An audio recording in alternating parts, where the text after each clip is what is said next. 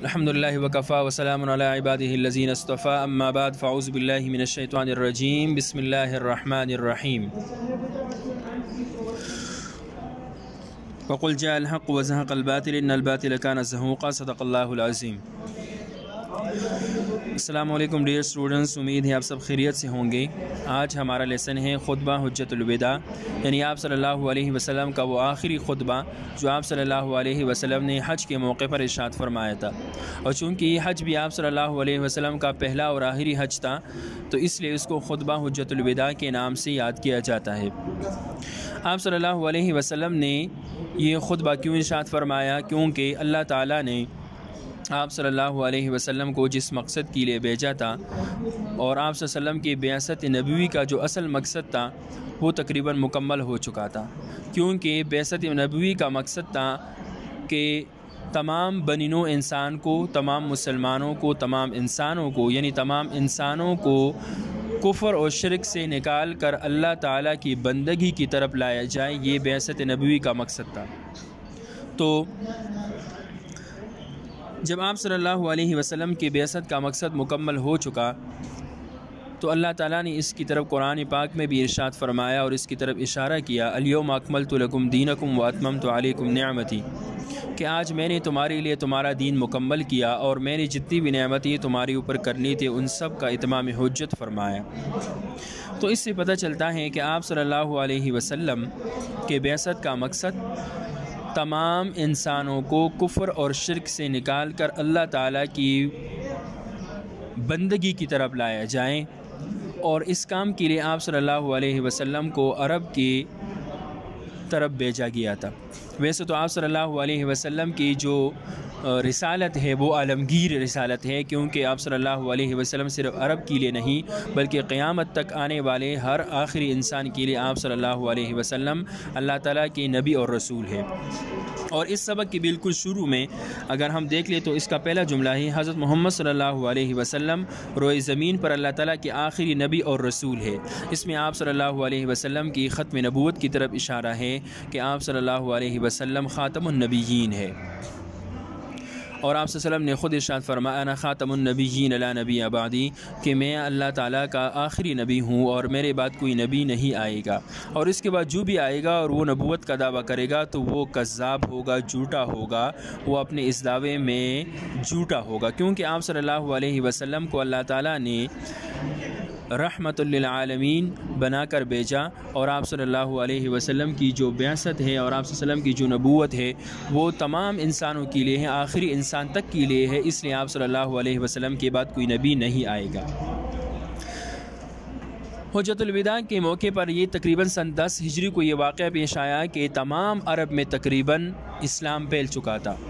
سارے کے سارے عرب وہ مسلمان ہو چکے تھے اور اسلام کے اندر داخل ہو چکے تھے۔ اور جب آپ صلی اللہ علیہ وسلم کو ان اشارات کے ذریعے پتہ چل گیا کہ اب میرے جانے کا وقت آ گیا ہے، جب سورۃ نصر نازل ہو گئی، اذا جاء نصر اللہ والفتح ورأیت الناس يدخلون فی دین اللہ افواجا فسبح بحمد ربک واستغفرہ انہ کان توابا، تو حضرت ابن عباس رضی اللہ عنہما کیونکہ وہ رئیس المفسرین ہے، جب ان نے یہ آیت پڑھی تو وہ رونے لگ گئے۔ کسی نے پوچھا کہ آپ یہ آیت پڑھ کر کیوں رو رہی ہے؟ تو اس پر انہوں نے ارشاد فرمایا کہ اس آیت میں، ان آیات میں، اس صورت میں آپ صلی اللہ علیہ وسلم کی دنیا سے جانے کا وقت آ چکا ہے، اور اس میں آپ صلی اللہ علیہ وسلم کی رحلت کا واقعہ بیان کیا جا رہا ہے۔ تو اس پر لوگوں کو بھی پتہ چل گیا کہ آپ صلی اللہ علیہ وسلم کی بعثت کا جو مقصد تھا وہ تقریباً مکمل ہو چکا ہے، اور آپ صلی اللہ علیہ وسلم دنیا سے جانے کا وقت قریب آ گیا۔ تو سن 10 ہجری کو آپ صلی اللہ علیہ وسلم 26 ذی القعدہ سن 10 ہجری کو مدینہ سے نکلے، اور تقریباً 5 ذی الحج کو آپ صلی اللہ علیہ وسلم مکہ پہنچ گئے۔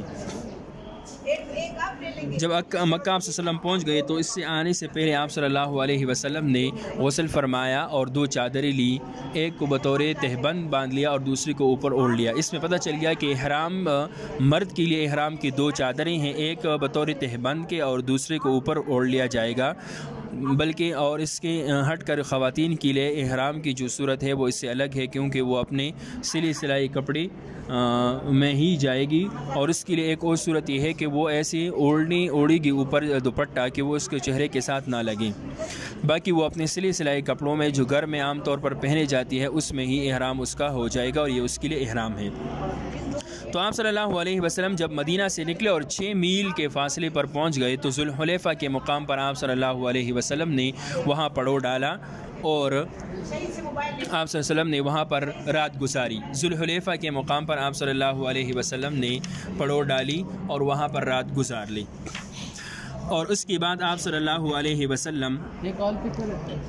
جب آگے چلی تو دوسرے دن جب اٹھیں تو آپ صلی اللہ علیہ وسلم نے دوبارہ غسل فرمایا اور 2 رکعت کی نماز پڑھی۔ اب یہاں پر یہ سوال پیدا ہوتا ہے کہ آپ صلی اللہ علیہ وسلم نے دوبارہ غسل کیوں فرمایا اور 2 رکعت کیوں پڑھی؟ کیونکہ یہ احرام کے لیے ہے، اور احرام کے لیے اس لیے ہے کہ آپ صلی اللہ علیہ وسلم ذوالحلیفہ کے مقام پر وہ میقات کراس کر رہے تھے، پار کر رہے تھے۔ میقات کہتے ہیں وہ حدود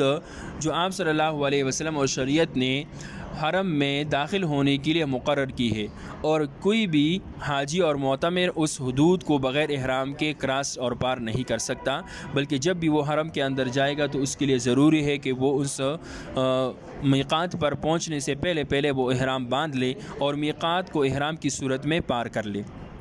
تو ذوالحلیفہ یہ مدینہ والوں کے لیے میقات ہے، اور ہمارے پاکستان والوں کے لیے جو میقات ہے اس کا نام ہے یلملم۔ تو یہ بھی ایک آبجیکٹو میں آ سکتا ہے کہ پاکستان والوں کے لیے جو میقات مقرر کی گئی ہیں شریعت کی طرف سے اس کا نام ہے یلملم، کیونکہ وہ